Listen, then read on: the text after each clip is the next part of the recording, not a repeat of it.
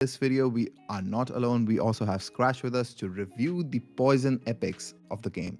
For those of you who missed out, we did a fire epic review on Scratch's channel, so head out over to Scratch's channel to check that video as well. Scratch, how are you doing, buddy? Yeah, doing great, man. Doing great. Looking forward to nail down the poison ones because there are some amazing epics in there and some new ones that are insane. And I have my most wanted epic actually in that element at the moment. Yeah, I think poison epics. One of them is by far my favorite, and we're gonna review him as well. Yeah. So let's first start with Horus.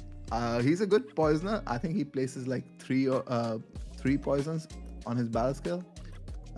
Yeah. He also does like a poison explosion on a battle skill. He does the poisons, and on his ultimate, he's doing poison explosion. He's decent. A lot of attack on him. A lot of attack. I think 1435 is one of the highest attack for the epics. Yeah. So he's pretty good. Also a lot of crit damage. So he's definitely a good DPS. The enlightenment aura that he also brings is pretty nice for most poisoner because poison damage, not particular. Some of the skills are like usually based on enlightenment, but also the poison tick. It requires like enlightenment to do more damage for some reason. Okay, so the poisons require that. So would you think he's a good DPS for bosses? Like, would you use him in the Vortex as an idea? Would you try him out in there, or you don't think he's gonna bring enough firepower compared to other heroes that do more derivative damage? There are other heroes that do a lot more poisons. Like it depends on what your goal is. Like, are you planning to build? So you can use him definitely for like exploding, but his explosion would not trigger some sort of like a derivative damage. Like there are champions in the game that would deal derivative damage. But if you don't have many poison heroes and you need him as a DPS the problem with poison is like it's very hard to build, right? So if you are really investing into poison, you have to like make up your mind like, okay, you have to be a little later in the game. You cannot do it early. To place poisons, you need accuracy. To do damage, you need enlightenment and attack. So it's a lot to build for a poison team. I think that's one of the biggest drawbacks for a poison team. So sounds good. If I was building a DPS, I would probably just pick early game. I would pick somebody from Rally, pick somebody from Wild, so I don't have to use a lot of the put care so many requirement stats. is just pretty high for these guys. Damn. Moving over to Etches, guys. I actually like this hero quite a bit. She brings in quite a few things, man. And no Captain Aura. I think she's pretty amazing so when you're fighting arena, you really need somebody who can do like, some sort of like a control. And she also brings that control in her ultimate with Charm. Yeah. I think she and El Cibre there's one more unit that does Charm on a single target, but El Cibre and Etches are the only two which do it like somewhat AoE. Gulande does it too, the new legendary, but they need to be under a specific amount of HP in order to proc. So it's something more conditional, Gulande. Yeah. But this one bringing the recharging speed penalty, which is so freaking important on bosses generally as well, man. And then having the healing prohibition on the battle skill can be very, very nice. I was considering for a very long period of time to build her, and she's only at 70 at the moment, but I'm definitely gonna try to get her up and running in the next week or so. Debuffs inflicted on enemies by the hero will also reduce their damage dealt by 10%. So you're bringing damage reduction in as well, which is overall very, very nice. Of course, probably she's not the most insane damage dealer or anything like that, but she dispels one debuff from all allies too, so you're getting a cleanse as well, which we all know how limited the cleansers are in the game, right? Like, they're not that many. Cleanse is very limited in this game. And you need it for like a lot of different areas. You need it for Rot. You need it for the Fey Meander boss. I don't know what it's called. That one. And this damage reduction passive is actually pretty interesting because I think they introduced a new legendary, Rayath, which also does the same thing. Yeah. And having that on epic allows you to use that champion more frequently too. 100%, man. 100%. What do you think about Corin? Now this is I'm actually very interested to hear your thoughts about this hero. He's kind of like a must use if you're building a poison team and you don't have a lot of legendaries to inflict like if you don't have Durango, right? Durango is the only one who out poisons everybody else, but he's an amazing poisoner. Like, he places so many poisons. There's a rare as well who I think it's Dench, who places a lot of more poisons. Yeah, him and But Lorari do a lot of poisons. Yeah, as rare yeah, his champions. ultimate is pretty interesting too. Like he spreads these poisons to everybody, so it's kind of like an AOE poison. So if you are feeling like you're building an, if you pull Jathalia for some reason, like you got lucky and you pull Jathalia, you want to do a poison explosion in some content of the game, Pillars of Trials or Fey Meander, you can definitely use him to spread that poison everywhere. Sounds interesting. Now, my experience with him is pretty underwhelming at the moment, so I'm definitely looking forward when I reach the proper end game where I can build a poison team and give him another go and see if he's gonna change my opinion on him. But at the moment, from all the experiences that I have with him from the beta and now, I feel like he was always underwhelming when was about damage in the vortex, you know.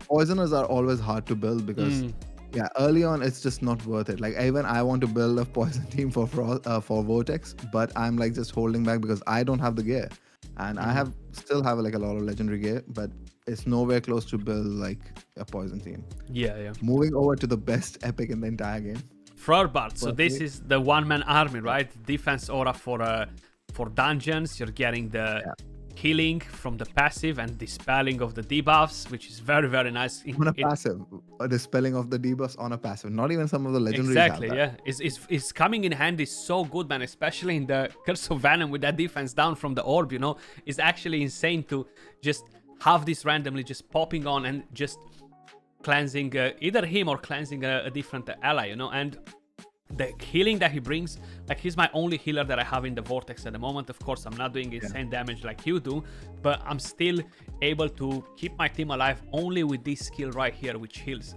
and it's very, very nice. Then you have the decreased attack. Amazing epic overall. Yeah, very solid, very, very solid. Good range I for don't this think decreased attack. there's some legendaries that have less going on in their kit than him. Like he's a legendary in an epic skin. The only problem, you cannot inspire him. I know, right? That would be cool if you could inspire him, making him even stronger. Yeah. Yeah. Sifris. So Sifris is another. So she's one of the two resurrector in the game. She's not a true resurrector because she doesn't revive everybody. She will revive like your two allies.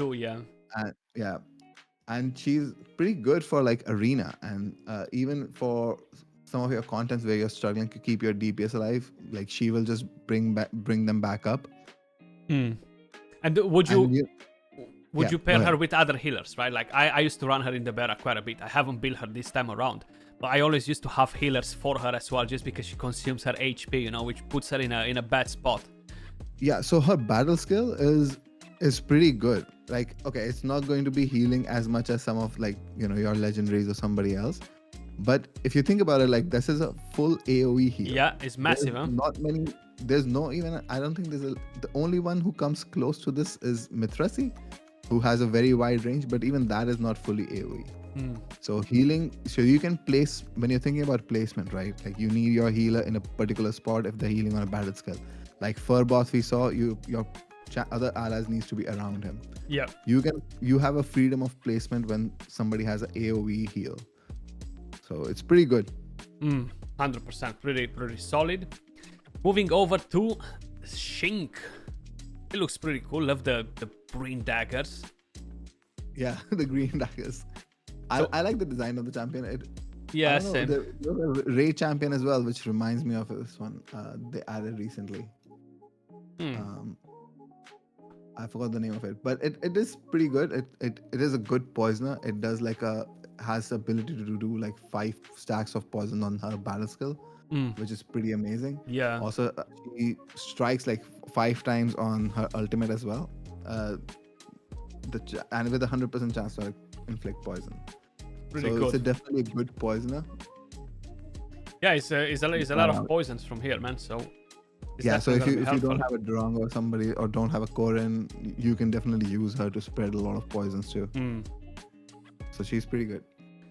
Garrett, so he's a bit of a tank, fairly interesting, I would say. Like you can use him if you don't have Frorbart or other better options, you know. Yeah. He gets a bit of healing there and brings defense up on himself, then attacks. Reduces the damage taken from that specific enemy. So basically brings damage reduction on himself for 5 seconds when he strikes an enemy with his skill.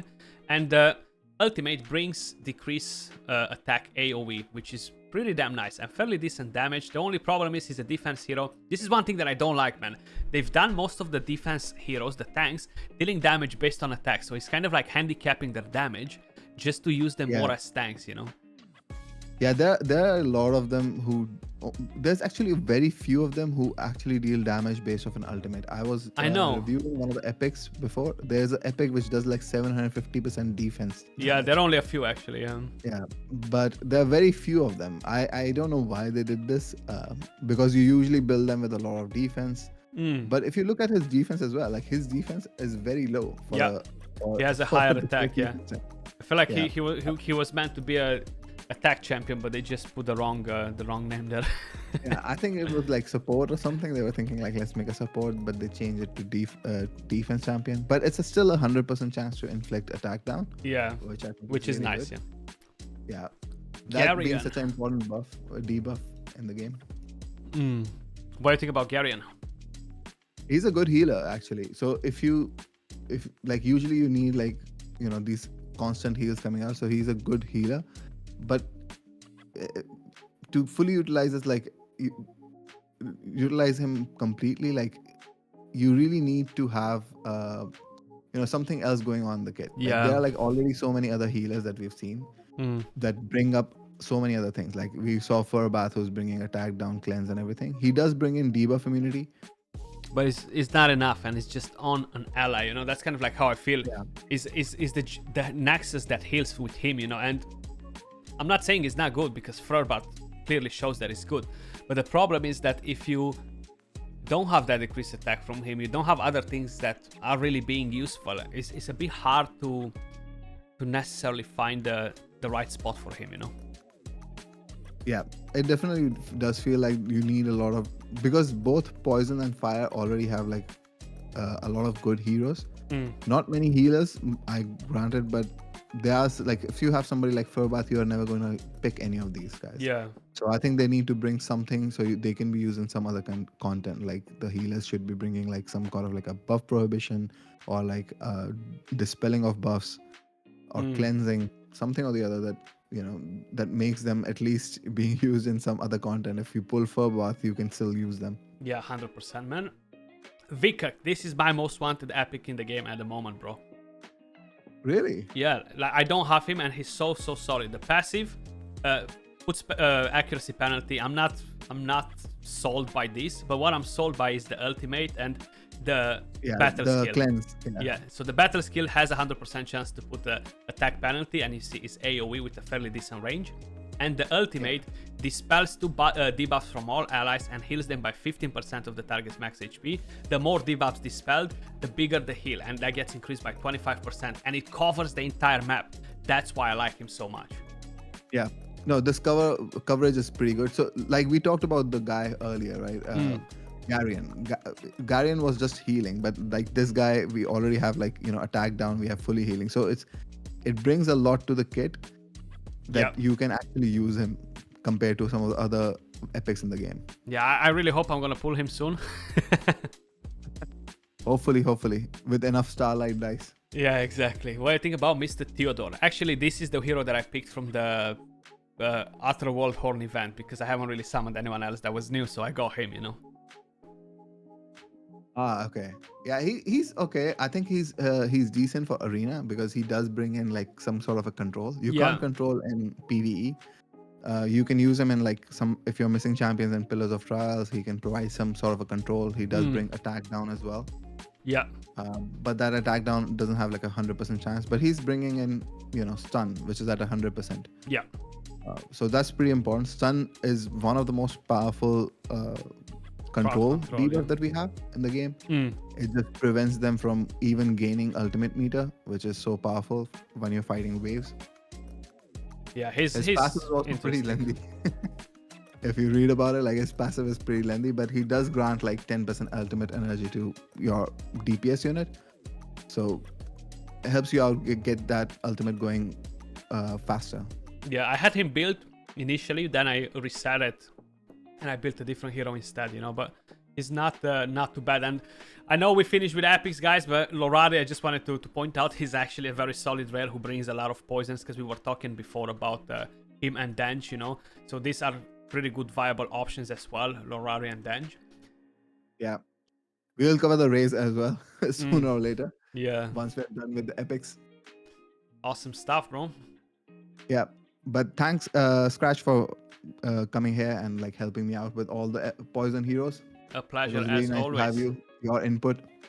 And for those of you wondering, we did the fire review, like we said earlier, on Scratch's channel. So make sure to check that out. We'll try to bring you more content related to other affinities soon. Yep. But until then, see you all next time. Peace.